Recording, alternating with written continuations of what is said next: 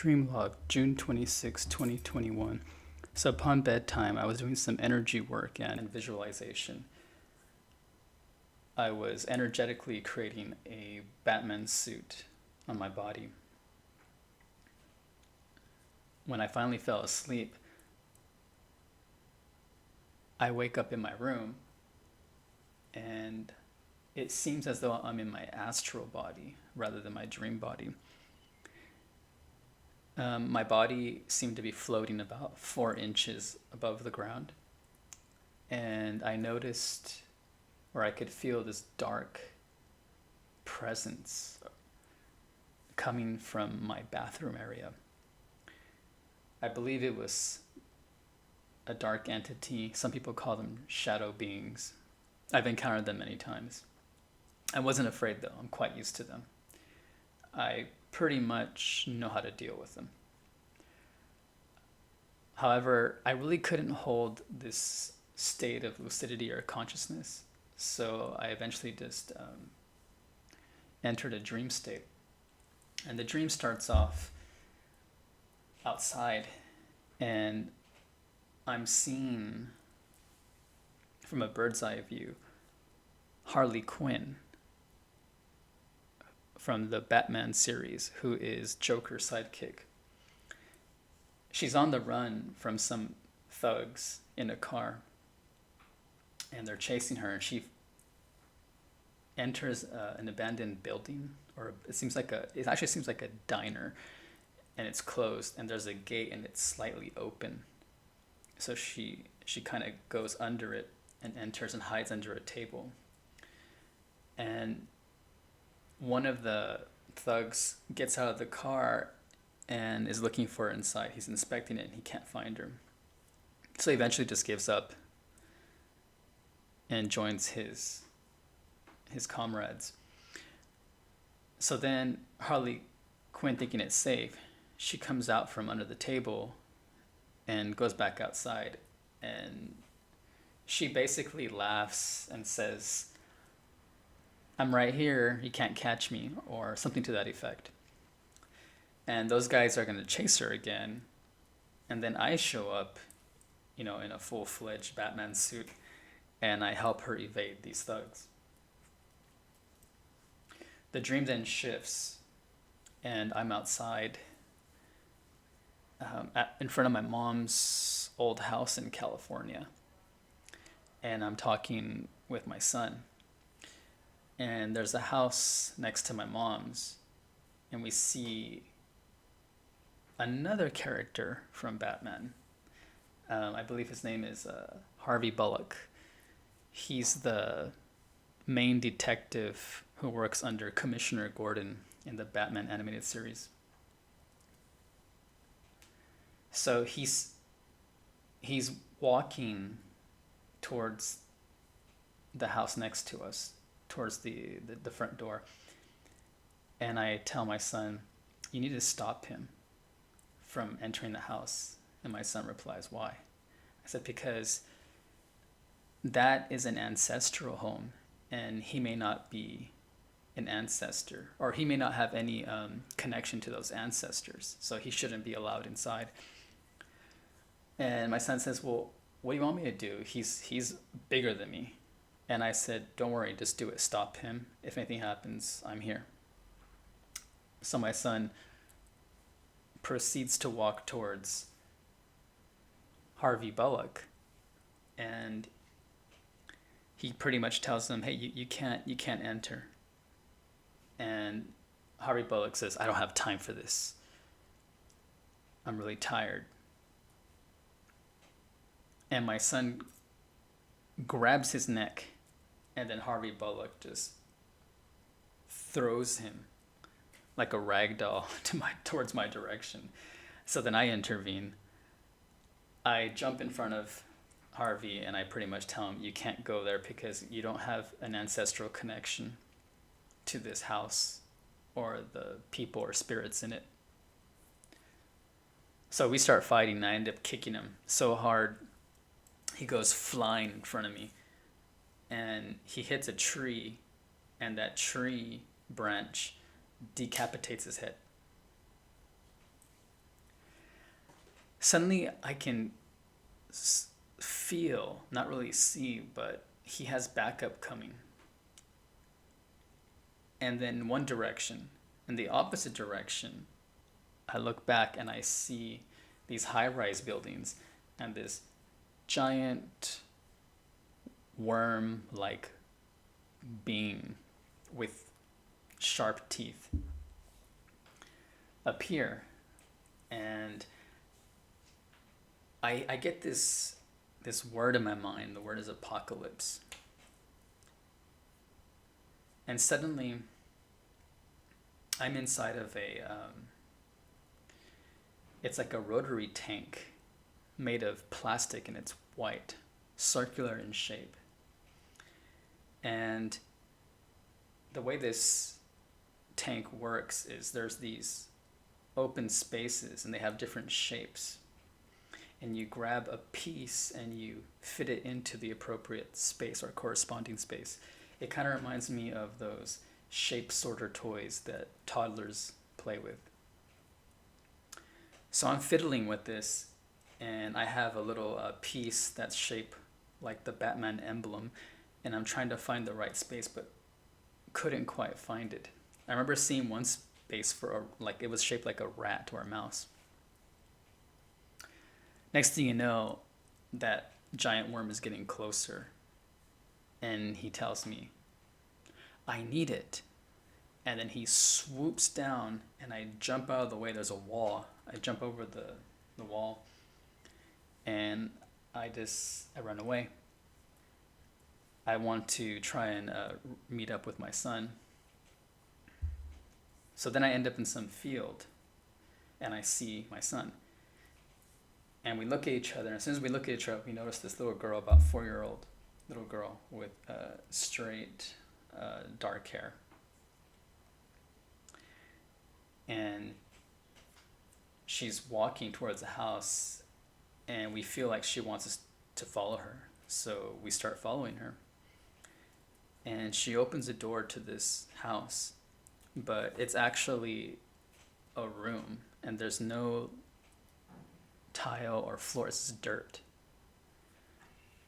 And she walks towards one area, and she's pointing to the ground, the dirt. And so I assume she wants me to search there. So I start to remove the dirt with my hand, and I notice something, a structure. It feels like a face. It's a mask, and it feels like a human face.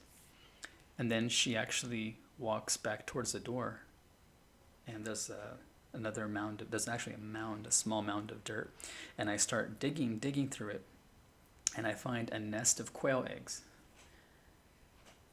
And I tell my son, I go, "Oh, look, there's quail eggs." But I find some sort of device. It's white. It's about almost as long as my arm, but a little bit shorter. And it seems like plastic also.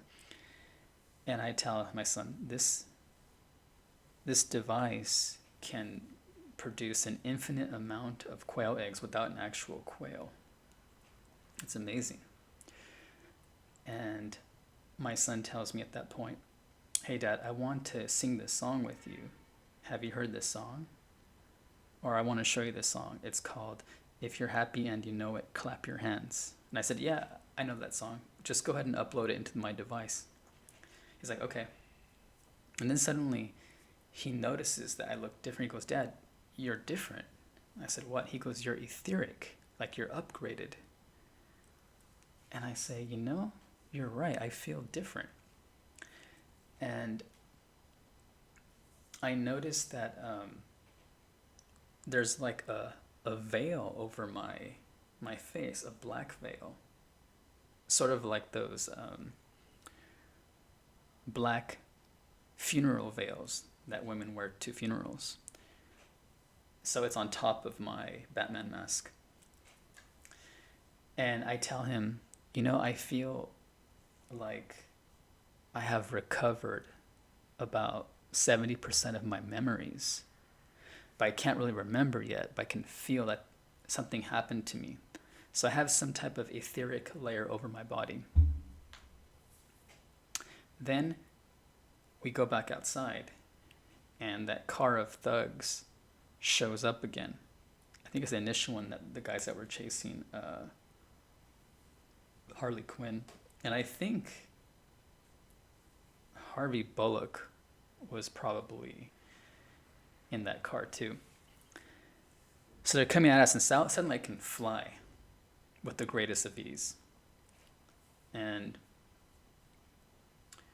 my son gets in a vehicle, and they start like chasing him, I believe. And I'm chasing them. And at one point I stop in midair because I'm starting to become lucid. And that's when I wake up.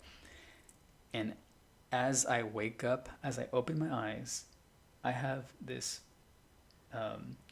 package, a value pack of tissue paper on top of my armoire. It's kind of a portable closet. And I swear, right when I open my eyes, that thing just dropped to the ground for no reason.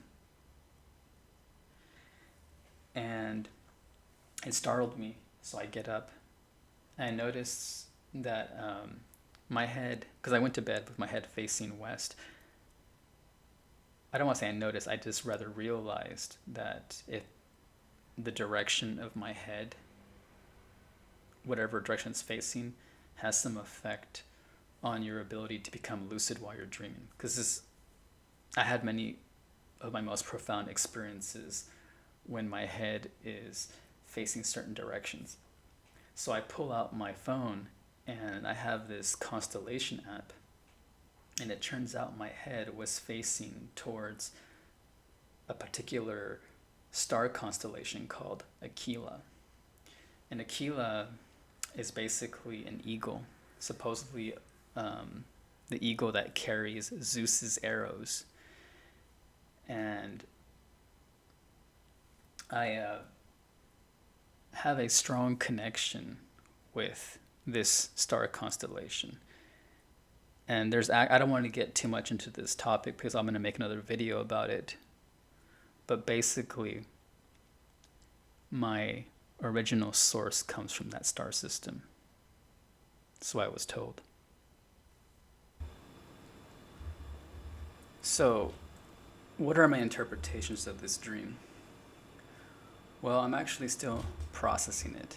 And you'll find that when you have these kind of dreams, it's really hard to decode the symbolism, meaning, until days, months, sometimes even a year or more. This is why I think it's really important to immediately upon awakening in the morning, or whenever you just wake up from the dream, to keep a dream journal for future reference. I guess I'll start with the part with the big worm, my encounter with it, especially the part when it swoops down towards me and says, "I need it." Now, when it said this, I was reminded of the ending scene of the movie Batman Begins, when Commissioner Gordon says that Batman is the hero Gotham City deserves, but not the one it needs. You didn't do anything wrong. Because he's the hero Gotham deserves, but not the one it needs right now. So we'll hunt him. Because he can take it. Because he's not our hero.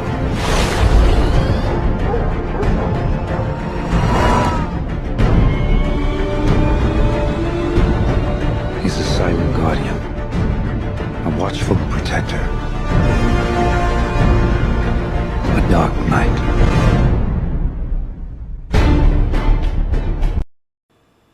So why is Batman the hero Gotham deserves and not the one they need?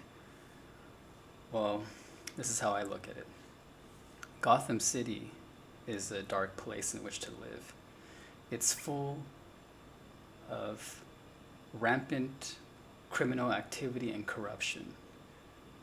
It's a place where mob bosses run the show. In fact, they have most government officials in their pockets, from police officers all the way up to judges. And if you look at the people themselves are actually quite selfish. So they don't deserve heroes like Superman or Jesus Christ. They deserve a hero such as Batman. Something that's more in line with their lower frequency. And I'm not saying Batman is evil, I'm just saying that he's the kind of guy who will just get the job done no matter what it takes. Because often you'll find that Superman and these Christ characters are too soft on these criminals. These criminals never seem to learn their lessons with superheroes such as Superman because they know they won't be punished so severely. But Batman doesn't care about those rules. He'll break them. He'll punish them to levels beyond pain. So the part when the giant worm said I need it, how I interpret it is what it needed was Batman, that Dark Knight energy to instill fear in it. What is it? Well, it's the parasites, the astral parasites, the grays, demonic beings, attachments, thought forms, and what have you. You see, these things feed off of fear, and that's all they propagate is fear, fear, fear. And they need to be reminded of what that very fear feels like. So this dream was basically telling me that you can't always just be love and light. There's a time when you have to fight back. And it's okay to use the dark side in this situation. Because in a real life situation, if someone knocks you to the ground and starts kicking you in the head, if you just sit there and lie down and take it, you'll just end up dead. That's the time when you need to fight back. Now, the next part I want to interpret is the Harley Quinn. Harley Quinn. So, I should actually, before I get into Harley Quinn, let's go to the part where I follow the little girl into the house. And she asked me to remove some dirt on the ground to reveal a kind of face, but it felt like a mask or a statue. And right there, that literally means face, right? And then the little girl shows a hill, and I start digging the dirt, right? Like I'm digging through layers, that's what that symbolizes. And I find quail eggs, a nest of quail eggs. Okay, so and a device that can basically generate an infinite amount of quail eggs. So what I get from this is that one is my head area, right? And then an egg symbolizes something you need to crack open. And if you crack open an egg, there's a yolk, right? And what does the yolk look like? The yolk looks like the sun. And there's a Egyptian pantheon character by the name of Ra, who's the sun god, the son of Ra. And that's the title I've been given in previous channelings. Ra has said that I am basically him. So that could just mean a title, a race. I'm not really sure yet about that. And when you get an egg, you have to crack it open, right? So in order to unlock, when I got upgraded into that etheric form, I got my memories back. Your memories are stored in your head. Your brain is like a computer, right? So I have to crack it open. I don't think that means I have to literally get a hammer and smash my head open in real life. That's pretty stupid to do something like that. But I think it means that I need to basically shatter the ego of this false identity known as Gary and get to my original source. Now, how do you do this? I'm still contemplating that because I think there is another way and I'm still working on it. So then there's the part about Harley Quinn. Okay. And this is where it gets very, very interesting. So Harley Quinn is in the beginning scene of my dream. And then later in the dream, when I'm in the room with the little girl and my son asks me if I've heard or if I want to sing along with him. And there's a song called "If You're Happy and You Know It, Clap Your Hands." Well, the very next day from that, when I woke up from that dream, I remember thinking, or I heard in one part of the dream the word Apokolips. So I decided to look for a movie, an animated movie called The Justice League Dark Apokolips. Now, I've never seen this movie. I've never seen the trailer. I may have seen a poster of it, but that's all.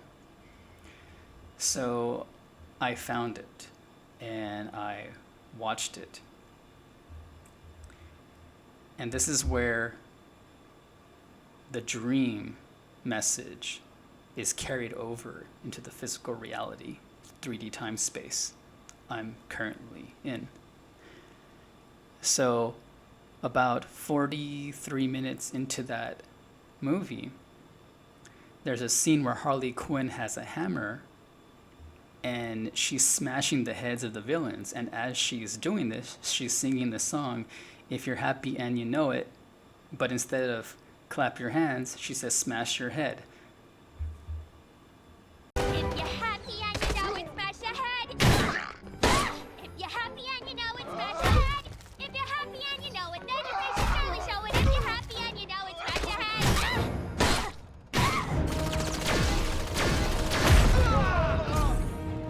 If you're happy and you know it, and you really want to show it. If you're happy and you know it, So once again, you have the symbolism of smashing the head open. That is, smashing, destroying the false human ego so that one can reconnect with one's original source consciousness by way of raising your vibration, as in the words of the song, "If you're happy and you know it." Only then, once you raise your frequency, do you have access to connect upwards, literally upwards, through your brain, past your brain barrier, past your crown chakra, to reconnect with your highest source consciousness. And the other part of the dream where you have to use your dark side, this is the balance, right? So you use the light side to reconnect with your truth, your highest source consciousness. But along this journey, you are confronted with many obstacles and challenges, which are usually nefarious in nature. So this is the time when you use the dark side against them. The last thing I'll touch upon was when I was startled from my dream, when my package of tissue dropped from my armoire onto the ground. I believe these were those shadow beings or entities trying to interfere with the downloads I was getting from my dream at that time. Or it could have been something on my side that wanted me to awaken at that moment so I can have a better dream recall of the experience. Nonetheless, having objects move in my room, I am no stranger to these experiences. They happen quite often. They don't really scare me. They just startle me when they happen abruptly. Well, until next time, good light.